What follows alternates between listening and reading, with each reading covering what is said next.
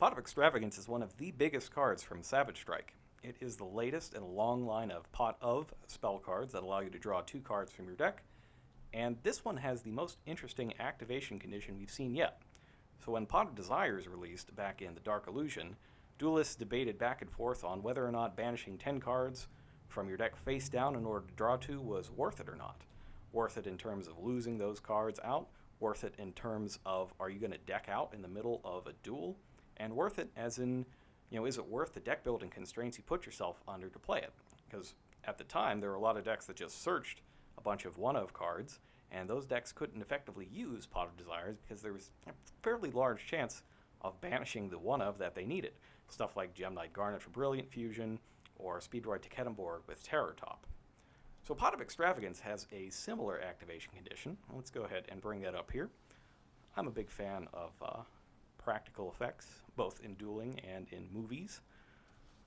So at the start of your main phase 1, the first thing you have to do in your main phase 1 is play this. And you activate it by banishing 3 or 6 random face-down cards from your extra deck face down. So go ahead and just shuffle up your extra deck. Your opponent can cut it if they want, and take out 3 or 6. When it resolves, you draw 1 card for every 3 cards banished, and then for the rest of the turn after this card resolves, you can't draw any more cards by card effects. So that's a lot of stuff to think about all at once, but the main gist of it is that there are 2 big restrictions this places on you. 1, you lose a big chunk of your extra deck, and 2, it's the only card drawing effect you can play for the rest of the turn.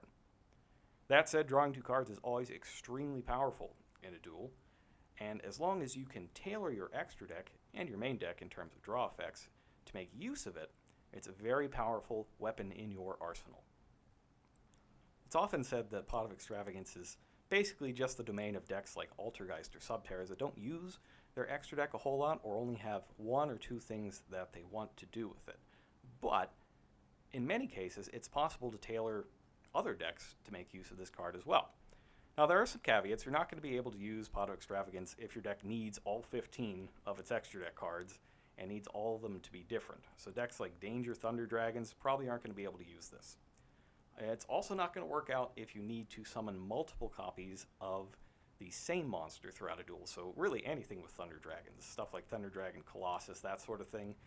Prank Kids, probably also not the kind of deck you want Pot of Extravagance for because you need to summon multiples of some of their Link monsters and Fusion monsters, Rocket Ride, that sort of thing. But in other decks, say Trickstars, for example, it is possible to modify your extra deck to get Pot of Extravagance to work for you. And I'm going to outline kind of the method that you would use to streamline your extra deck to make use of this powerful card. So the first thing you got to do is figure out exactly how your deck wins. Like, which of your extra deck cards are you really using? Do you have things that you need to start the duel off with, things that you use as finishers, that sort of thing? Only you can tell that for yourself, but the first thing you got to do if you're going to think about including Pot of Extravagance in your extra deck is figure out which are the extra deck cards you really use, and then basically rank what you've got in order from the things you use the most to the things you use the least. The most important cards in your extra deck are generally going to be the starters, things that you need to make your combos work, and finishers, anything that you need to actually win the duel. So that could be something like Trickstar Holly Angel, or Trickstar Bloom that you need to start up your combos, or something like Bella Madonna that you need to finish them. In general, you would, so take Altergeist for example, what you need is cards that you can send Meliseek to the graveyard as part of a Link summon for. So we want Link Karibo, Altergeist Hextia, Altergeist Kidolga, that sort of thing. And in terms of finishers, you would want something like, say, Boral Sword Dragon, Borreload Dragon, that sort of thing. So the first thing to do is take your extra deck, see what you're actually playing, what are the cards you start with, what are the cards you finish the duel with, and kind of order them in terms of importance. Now, once you've identified what are the actual key parts of your extra deck, the things you really do need, then you want to basically max out on them. So if you only have 1 copy of a card in your extra deck, and you banish 6 cards from it face down with Pot of Extravagance, you have a 40% chance to banish that 1 copy of the card. That's basically 2 in every 5 games. And if you were to extrapolate that out to a 10-round tournament where you played the maximum number of duels, 30 duels, you would be banishing that 12 times out of 30. And there's a very good chance that if you need a card that often and you banish it in 12 games out of the 30, you're probably not going to win those games. Bumping it up to 2 cards gives you a 14.3% chance of banishing both. That's 1 in 7 games. But if you play a full 3, the chance of losing all of them is only 4.4%, and that's about 1 in 23 games. So basically once a tournament, maybe twice. So once you have maxed out on anything that is absolutely crucial to you, or if you have a lot of cards that are crucial to you, you can probably get away with 2 for some of them. I would generally try to basically trim down to the 5 or 7 extra deck monsters you need the most. It's better if you have fewer of them, though. Like if you only need 2 or 3 specific extra deck monsters, that gives you a lot more room for whatever your utility cards are. Things like Nightmares, Claire and Rushka, that sort of thing. There's a lot of times where you might just fill out the rest of your extra deck with a bunch of one-offs that you might need in various situations, but a lot of them oftentimes are made for the same sort of situations. So if you're not playing a Nightmare deck, for example, you might have Nightmare Cerberus and Nightmare Phoenix and Nightmare Unicorn. But one of those cards is a little more versatile than the rest, and that's Nightmare Unicorn, since it can hit any card. So instead of playing all 3 of those, you might consider playing 2 Nightmare Unicorn, or 3, probably 2 though, and then freeing up another slot to play a double of something else that you might need.